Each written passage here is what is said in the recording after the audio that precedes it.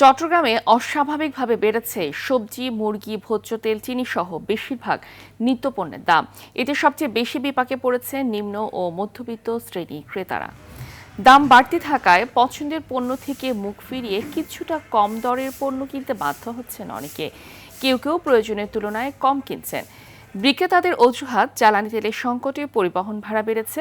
তবে ক্রেতারা জানান, দাম বাড়তে পারে শঙ্কায় অনেকেই প্রয়োজনের চেয়ে বেশি কিনছেন। এই সুযোগ কাজে লাগিয়ে দাম বাড়াচ্ছেন ব্যবসায়ীরা।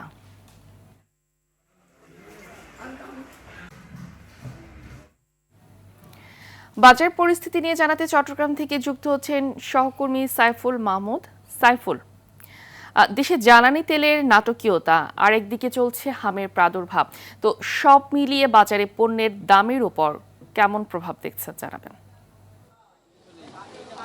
জি ফাহমিদা, আসলে যেমনটি বলেছেন, বাজারে কিন্তু এটার যথেষ্ট প্রভাব পড়েছে। আমি যদি বলে থাকি, আসলে প্রতিটা জিনিসের দামই কিন্তু আসলে খুব উচ্চ মূল্য বিক্রি হতে, শুধুমাত্র ডিমের ছাড়া ডিম বিক্রি হতে ডজন যেখানে ছিল 130 থেকে 35 টাকা, সেই ডিম এখন বিক্রি হচ্ছে কিন্তু 105 টাকাতে। বুঝে যাচ্ছে আসলে ডিম কমেছে। তবে সবজির দাম কেজি প্রতি হয়তো 2-1 টাকা করে বেড়েছে, কিন্তু মাছ মাংস কিন্তু আসলে প্রচুর দামে বিক্রি হতে। বিশেষ করে গরুর মাংস চট্টগ্রামে সবসময় ঊর্ধ্বমুখী, তার ব্যতিক্রম আজকেও হয়নি।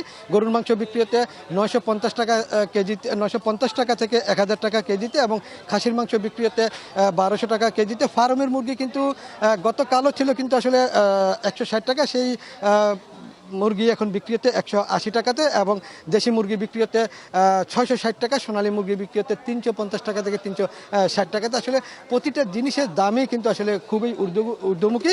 কোনোভাবেই যে আসলে এটা নিয়ন্ত্রণ করা যাবে সেটা কিন্তু বোঝা যাচ্ছে না। এবং একই সাথে মিঠা পানি এবং লবণাক্ত পানির মাছের দামও কিন্তু কেজি প্রতি 150 থেকে 200 টাকা বৃদ্ধি পেয়েছেন বলে ব্যবসায়ীরা নিজেরাই জানিয়েছেন।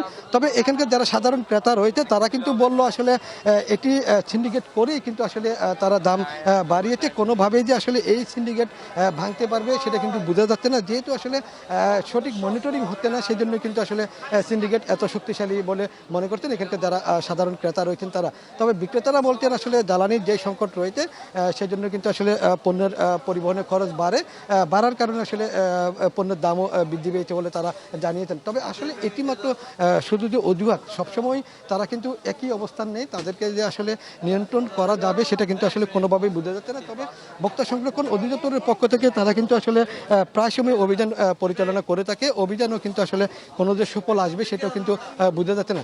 তবে সবসময় আসলে চট্টগ্রামের বাজারের যদি বলে থাকি একটু ঊর্ধ্বমুখী থাকে, তার ব্যতিক্রম আজকেও ঘটেনি। সেভাবেই কিন্তু আসলে একটু বাড়তি বিক্রি হতে, শুধু যে আসলে নিত্যপণ্য সেটাও না, ভোগ্যপণ্যের বাজারও কিন্তু আসলে কিছুটা দাম বৃদ্ধি আছে।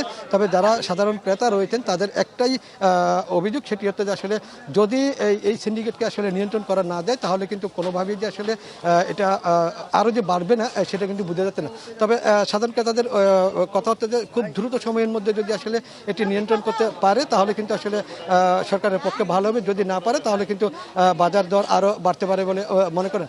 তবে যারা কিন্তু আসলে নিম্ন মধ্যবিত্ত রয়েছেন তাদের কথা হচ্ছে যে তারা কিন্তু আসলে যেটি হচ্ছে তাদের পছন্দের তরকারি সেটা কিন্তু তারা নিতে নিতে নিতে নিতে পারছে না। এই ছিল আমার কাছে সর্বশেষ সংবাদ। ধন্যবাদ আপনাকে।